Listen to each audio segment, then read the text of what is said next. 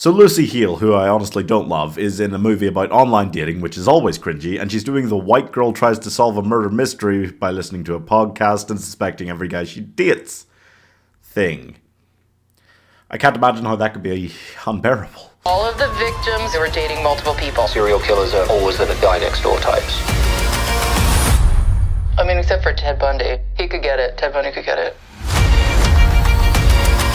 Okay, there's this woman, she's just turned 30, she's just broken up with maybe the worst human being you could possibly date ever. And she's blaming all of her life problems on him now.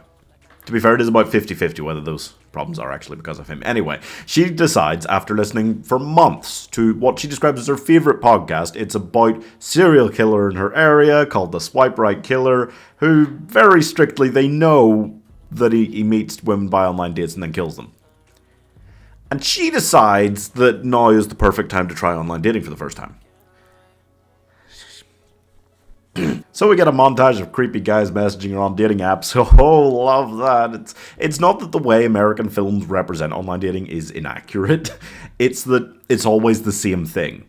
You know, they're always showing the same kind of things and messages. So it's no longer like funny or scary or anything really. It's just the kind of same dull hit the beats thing every time someone does it. And she does that, she sets up 3 different dates with 3 different guys and immediately has sex with the first one. So it's like, oh, so he's the fuck and then there's a marry and a kill, right? But you've really narrowed down the mystery. And then it just spends the rest of the runtime confusingly trying to pull out rugs that it is constructed in the most convoluted ways under us. Okay, so this is just a minefield of whiteness and basicness and things that just make you cringe a little bit more than I'd like to in anything. I don't want a load of cringe in anything I watch, and some people do, fair enough, but it's not even like full-on cringe comedy or anything. I mean, there are elements of that in it, but it's not even in the context of, oh, this is so cringy, it's funny, like if you liked that kind of thing. I don't think it's good at doing it that anyway. It feels like a Reddit story come to life. Her and her friends really do just sit around gossiping about which of the guys she's dating is most likely a serial killer. And it's like,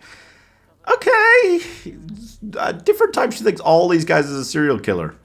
She does end up with one, like, and it's like, really? And apart from that, she is also committing crimes over the course of the film against people who have done nothing wrong. Their only crime is being, you know, sticking around her long enough to be in her general vicinity still. And don't get me wrong, if they want to do this sort of film with this kind of cringe comedy and stuff like that, they need to put her character in these positions and do these things. And that would be fair enough, except sometimes it feels like it's trying to be a little bit of a thriller, a little sprinkle of that in there. There's once in particular where it feels for like half a scene like it's a horror movie. And then the rest of the time it feels like it's trying to kind of take a stab at being a comedy, and it doesn't work. And the worst part is it never feels like it's able to do all of those things at once. It kind of just flashes between the genres. You know, it's not like a Scream movie that manages to kind of blend them all up. Nah. It's a film that deals with the challenges of making you want to say you deserve to die as much as possible. But we don't victim blame in this house. That's, yeah. But the podcast about the serial killer is her favourite podcast, and she still decides to, no, it's fine. But she does, like, yeah, anyway.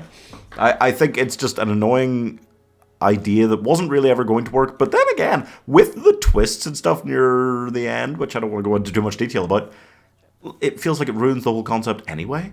I didn't expect to like Lucy Hale that much in this. I kind of got what I thought I would. Not that I think she's a really terrible actress. It's just everything she's appeared in the last 10 years has been subpar. So I just fear her now. And this is just adding to the reasons why I fear her. Because you should really think twice before making a serial killer movie that's not about the serial killer, really, or serial killings. There's maybe one proper kill scene, like, you know? And it's not trying to be something else. It's not really trying to be like a female rage film or a good for her film or just a comedy. It feels like it's just kind of nothing. So I'm giving the Mamma Mia of serial killer dating 1.5 stars. This gives off such what if Scream was mixed with Only Murders in the Building, but without any of the charm vibes.